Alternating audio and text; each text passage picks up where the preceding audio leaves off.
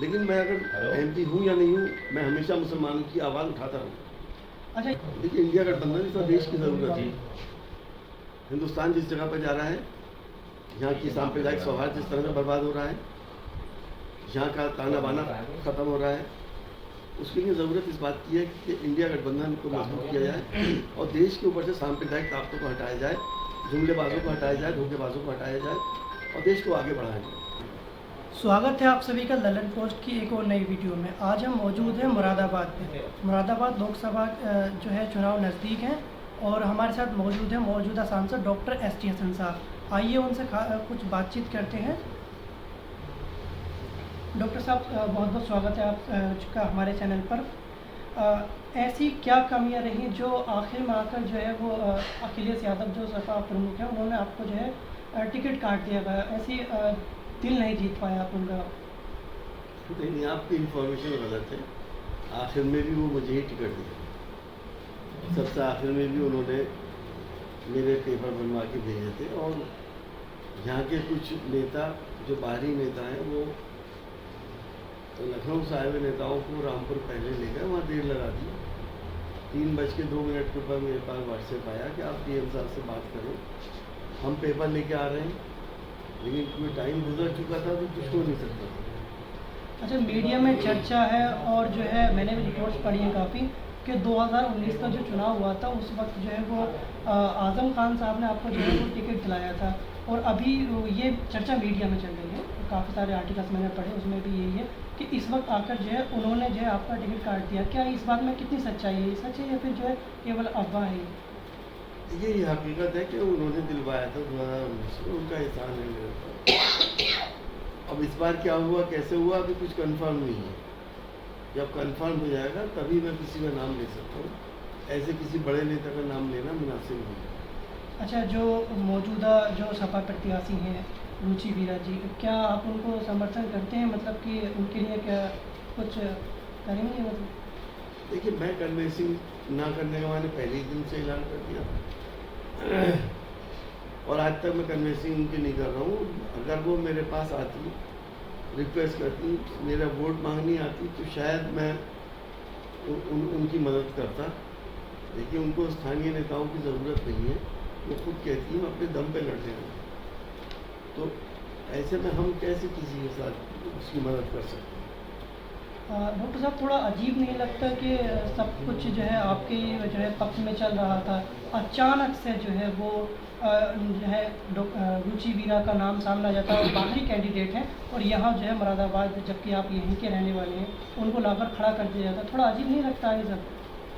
वो जाहिर सी बात है, अजीब भी है और पसंद भी नहीं करते लोग, क्योंकि बाहरी कैंडिडेट का तजर्बा मुरादाबाद वालों को बहुत ख़राब हो चुका है। जब बाहरी कैंडिडेट जीता है तो उसके बाद वो मुरादाबाद वालों को हाथ नहीं आए। अच्छा, मुरादाबाद लोकसभा में लगभग जो है 50% वोट जो है मुस्लिम वोट से, यहाँ पर जो है गैर मुस्लिम को जो है टिकट देना, क्या ये सही निर्णय होगा? देखिए, आज़ादी के बाद से अब तक ज़्यादातर यहाँ मुस्लिम एमपी ही यहाँ से जीतते हैं। अब ये अध्यक्ष जी किस दबाव में थे, क्यों किया है, ये तो अभी मुझे पता नहीं, क्योंकि वो तो मुझे ही चाहते थे। आखिर वक्त तक उनका पूरा परिवार चाहता था कि मैं चुनाव लड़ूं। अच्छा डॉक्टर साहब, मेरा आखिरी सवाल ये और होगा कि जब आपको पता लगा कि आपका टिकट काट दिया गया है तो आपके मन में, दिमाग में कुछ इस तरह ख्याल नहीं आया कि आप जो किसी और खेमे को ज्वाइन कर लें? क्योंकि आपने पीछे देखा होगा कि अतुल प्रधान जो है मेरठ के, उन्होंने जो है जब उनका टिकट काट दिया गया तो उन्होंने धमकी दी कि मैं इस्तीफ़ा दे दूँगा पार्टी से। आपके दिमाग में इस तरीके का कुछ नहीं आया? देखिए, मेरे तो बहुत खरीदार हैं और आज भी, लेकिन मेरी आइडियोलॉजी मुलायम सिंह यादव जी, अखिलेश यादव जी की आइडियोलॉजी के साथ धर्म निरपेक्षता और ख़ासतौर से हिंदुस्तान में रहने वाली दूसरी बड़ी आबादी मुसलमान, उनका साथ देना, उनके हक़ और इंसाफ की बात करना मुझे और किसी पार्टी में महसूस नहीं।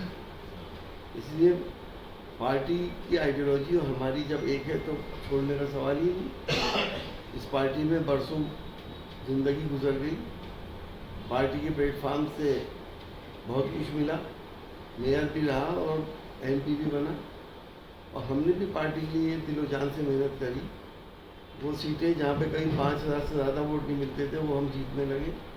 जहाँ 8,000 से ज़्यादा सीटें 8,000 से ज़्यादा कभी वोट नहीं मिले, वहाँ लाखों में वोट मिलने लगे। वो हम सब लोगों की मेहनत थी। जैसे कि मीडिया रिपोर्ट्स आती रहती हैं कि आप जो है वो खुलकर बोलते हैं जनता के लिए, मुरादाबाद की जनता के लिए, मुसलमानों के लिए। यदि जो है रुचि भैया जीत करके जाती हैं, मान लीजिए, क्या वो फिर भी जो है मुसलमानों की आवाज़ बनेंगी लोकसभा के अंदर? देखिए, ये उनका परव्यू है, वो कैसे बन सकती है, बनेंगी या नहीं बनेंगी, हेलो, उनको तो मैं नहीं बता सकता। हेलो। ये भी आरोप लगता है कि जो है मीडिया रिपोर्ट्स ही मैं नहीं बता रहा हूँ कि आज़म खान नहीं चाहते कि उनके अलावा इस क्षेत्र में कोई भी बड़ा नेता जो है उभर कर आए, इसीलिए जो भी आने की कोशिश करता है उसको वो साइडलाइन कर देते हैं। क्या ये मतलब आप ऐसा मानते हैं कुछ? देखिए, कह नहीं सकते, ये लोगों के अपने क़यास आराइयाँ हैं। जब कंफर्म होगा तो फिर हम किसी बात को खुलेआम मीडिया में भी कहेंगे। अच्छा, इंडिया गठबंधन पर आपकी जो है क्या राय है, कोई टिप्पणी करना चाहेंगे सर? देखिए, इंडिया गठबंधन इस वक्त देश की ज़रूरत है। हिंदुस्तान जिस जगह पर जा रहा है, यहाँ की सांप्रदायिक सौहार्द जिस तरह से बर्बाद हो रहा है, यहाँ का ताना बाना ख़त्म हो रहा है, उसके लिए ज़रूरत इस बात की है कि इंडिया गठबंधन को मजबूत किया जाए और देश के ऊपर से सांप्रदायिक ताकतों को हटाया जाए, जुमलेबाजों को हटाया जाए, धोखेबाजों को हटाया जाए और देश को आगे बढ़ाया जाए। अच्छा, जो सपा प्रमुख अखिलेश यादव जी हैं, उन पर ये आरोप लगता है कि वो कभी भी है मुसलमानों के लिए खुलकर नहीं बोलते हैं। आप उनके ट्वीट्स पढ़ेंगे तो वो सांड, बैल, गाय, भैंस पर खूब ट्वीट करते हैं, लेकिन जैसे भी मुस्लिम इशू आता है वो शांत रहते हैं। तो इसमें मतलब क्या देखते हैं आप इस चीज़ को? नहीं, ऐसा नहीं है, मुझे मालूम है। मुस्लिम इशूज़ के ऊपर बहुत परेशान रहते हैं और बात भी करते हैं। ये तो एक नैरेटिव हमारे विरोधियों ने बनाया है ताकि मुस्लिम्स के अंदर एक नेगेटिव इम्प्रेशन जाए। सापा ने हमेशा मुसलमानों के हक और इंसाफ की बात करी है, इसीलिए ज़्यादातर मुसलमान सापा से जुड़े हैं। चलिए, बहुत बहुत शुक्रिया आपका हमें समय देने के लिए।